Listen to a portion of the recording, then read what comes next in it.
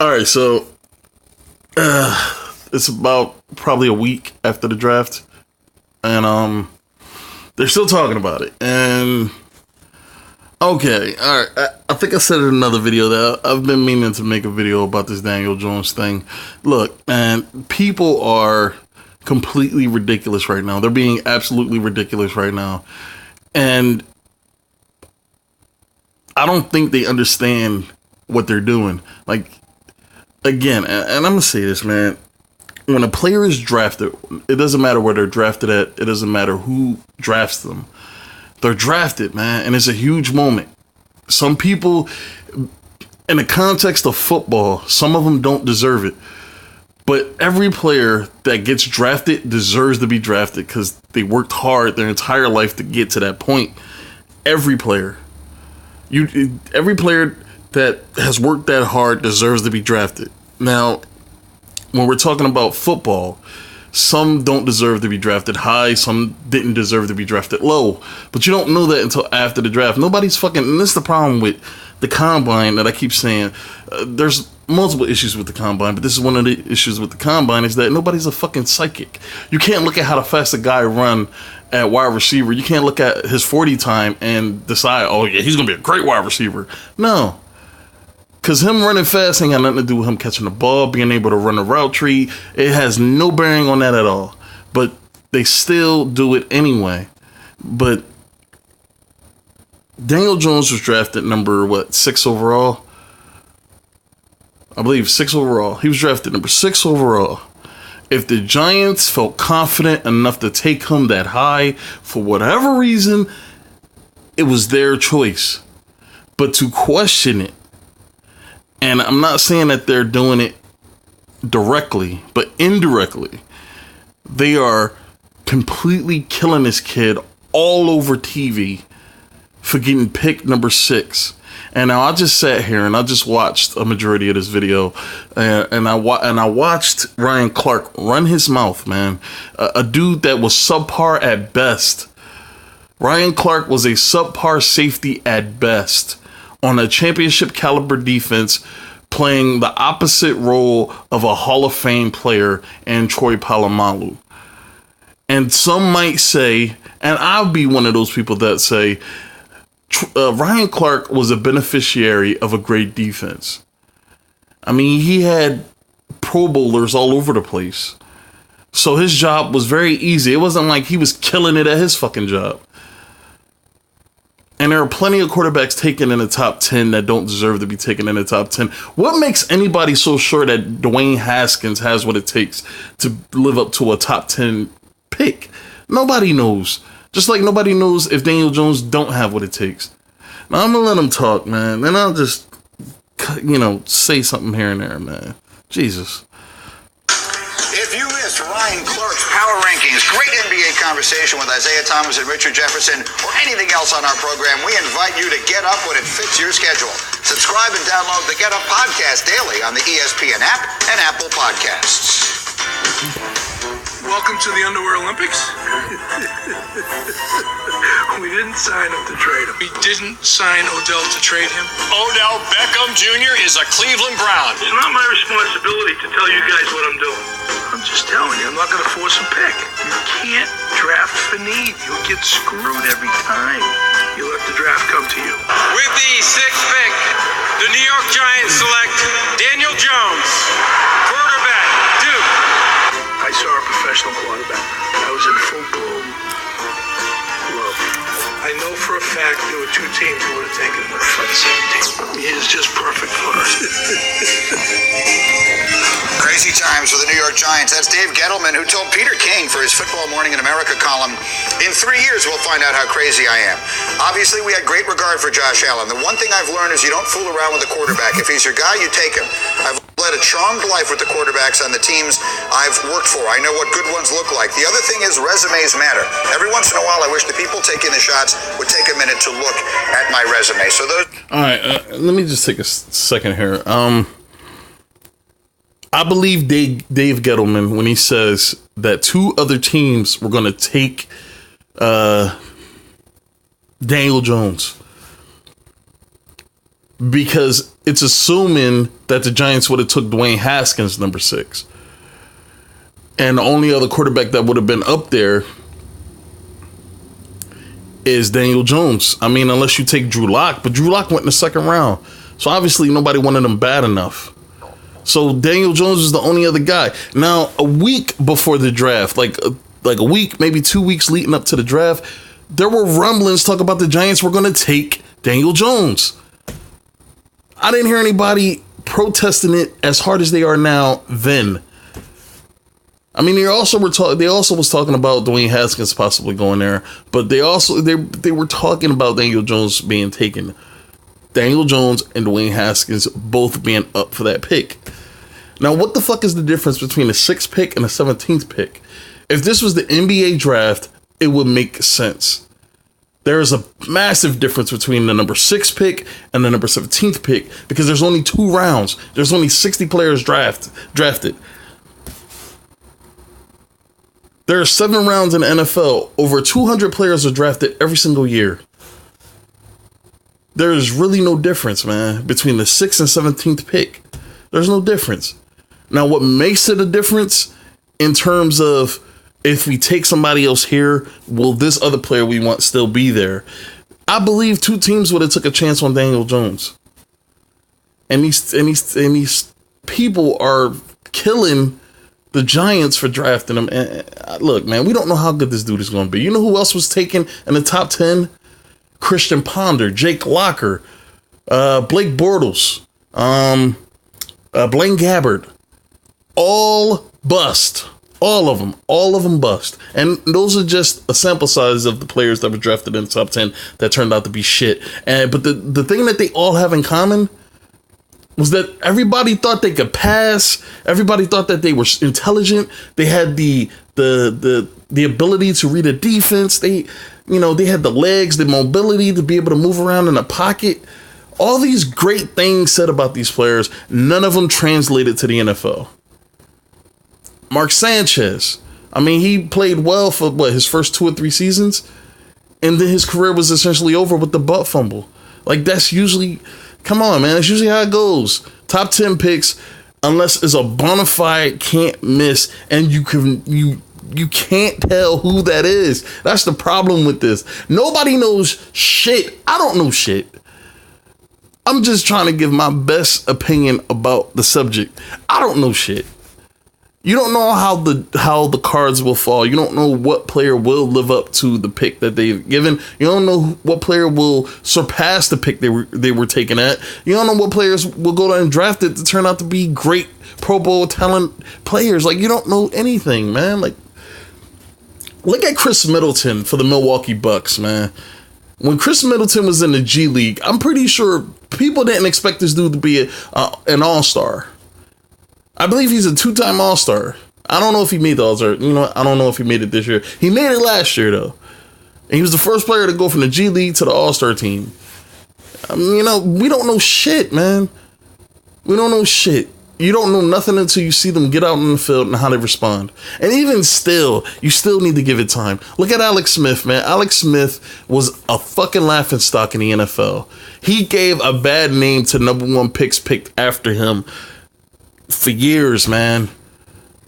Because you always, even if you're so highly into a player, you still always have to have that thought. There's a chance this dude may be another Alex Smith.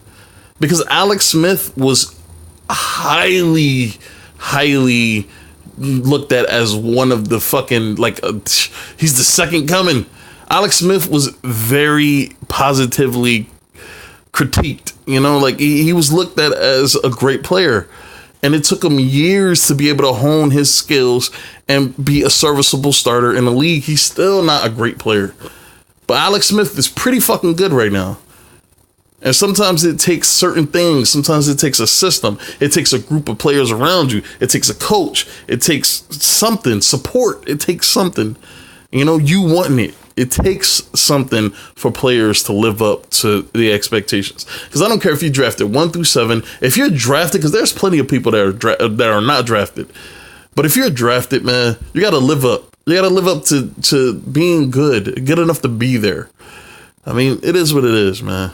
But in this situation, man, look, Ryan Clark don't know shit. If Ryan Clark knew anything, people would be calling him about a coaching job. People would be calling him about a scouting job. People would be calling him about possibly running the team in some area or running a certain part of the team. If he was a good enough D-back, he'd probably be a fucking defensive back coach in the NFL. Like, come on, man. Like, what the fuck do you know about quarterbacks? You were a fucking defensive back. And it ain't even like you were a great one at that. You were good with talent around you. Like, come on, man. With some comments from Dave Gettleman, and let me bring Ron Clark back into the conversation. You've been critical of him to this point, as many have. Go ahead. I just, if you will. People are fucking idiots. Real shit. Most fans don't know nothing. Most fans can't even understand simple concepts. And the simple concept in the situation is, this is a young kid who's worked hard his entire life to get to this point. And not only is everybody clowning him, but they're saying that he wasn't even worth a fucking, like, come on, he wasn't even worth the pick that he was. If the Giants believe he is, he is. Whether his ability proves it or not. If the Giants believed he was, he was. Now, Dave Gettleman is an idiot. I do believe this dude is an idiot, man.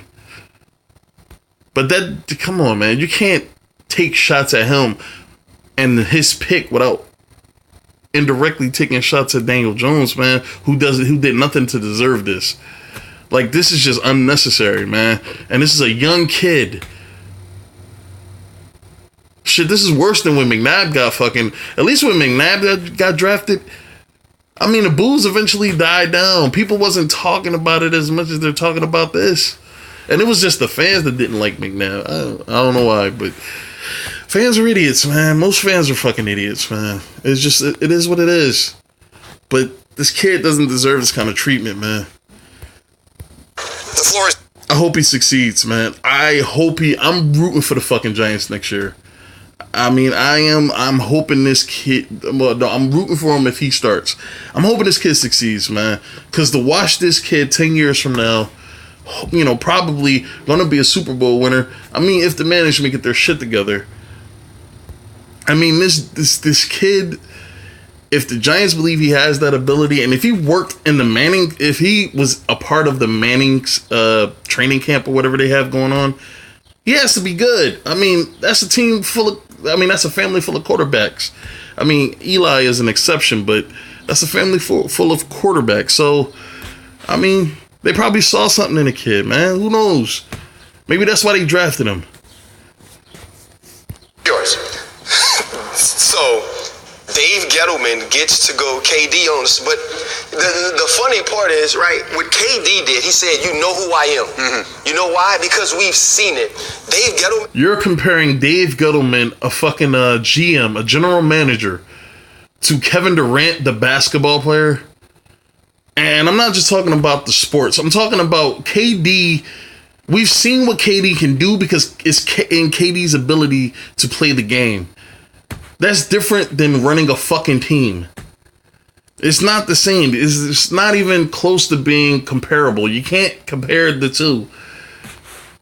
You know, I mean, I don't know, man. It's like comparing a jockey to a fucking racehorse. Two different job performances, man. And a lot of the jockey's job performance rides on the horse. I mean, a lot of Dave Gettleman's position, job security, rides on the players that he's able to bring in and how well they play together. You can't compare the two. It's different. Now, if KD was a fucking general manager, that's different. Told us to go Google him, basically, because we don't know. And he talks about some of these quarterbacks that he's been around, whether it be John Elway or some of these other guys. You were a scout on the... Damn, did he just dismiss John Elway? Goddamn football Jesus. Everybody seems to love this guy, except for Ryan Clark. Ryan Clark doesn't love John Elway. He's John Elway. Who the fuck is John Elway? That's not good enough for you to shit all over the Giants. Like, Ryan Clark is a fucking trip, man. He really is, man. He really is. teams. You want the GM that picked those guys, and now you're picking Daniel Jones. And the reason you have to go to that is because you can't give us actual facts to show us why you picked Daniel Jones. You can't say we love this pocket presence. He's a guy with a strong arm. He has great anticipatory skills. He's a guy who can diagnose and dissect things once the ball is snapped. He can't say any of those things because none of those things are true. So all he's been. Do you know who you can say that about coming out of college? Blake Bortles, Blaine Gabbert, Christian Ponder, Jake Locker, Ryan Leaf. I mean, who's Jamarcus Russell? Jamarcus Russell, they looked at, I mean, although he was fat, they looked at Jamarcus Russell and said, this dude has an incredible arm. He moves well for a guy his size. And they believe that he has the potential to grow into a force.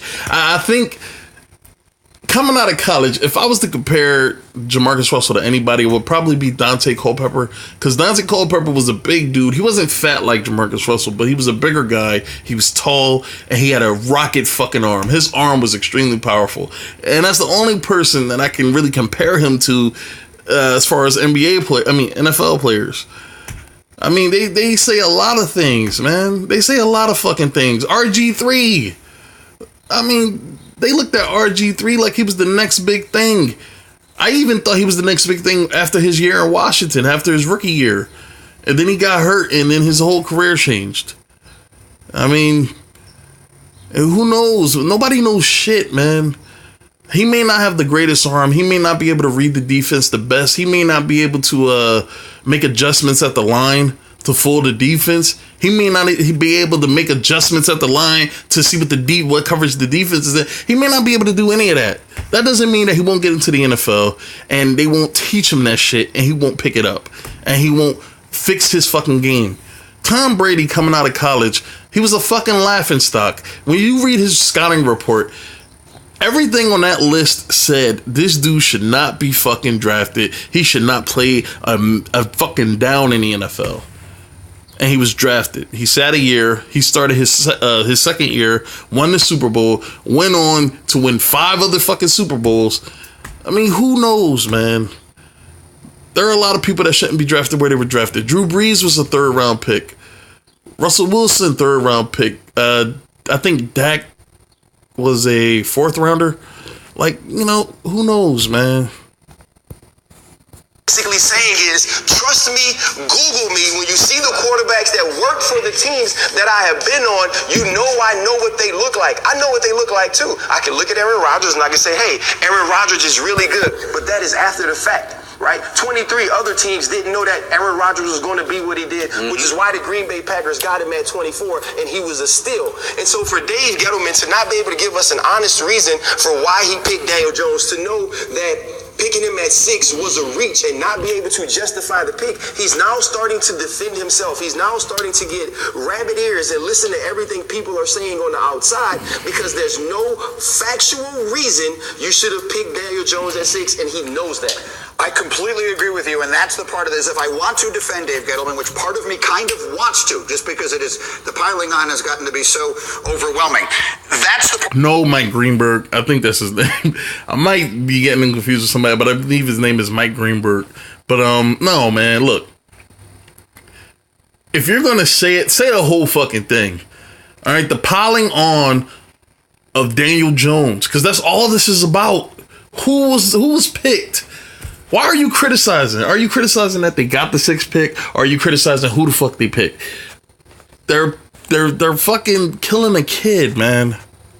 They're killing a kid. All right, I'm about to stop it here and do a part 2. All right.